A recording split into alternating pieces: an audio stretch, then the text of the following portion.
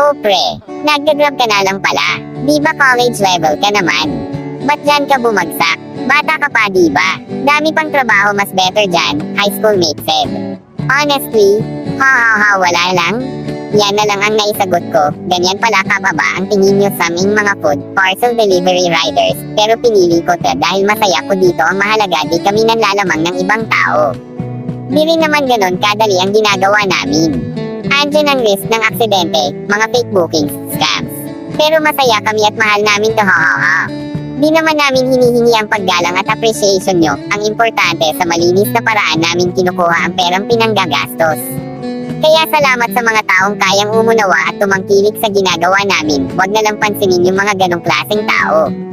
Sa lahat ng riders dyan, ride safe sa ating lahat. Gawin na lang nating motibasyon ang kritisismo ng ibang tao sa atin, hanggat din tayo. #Power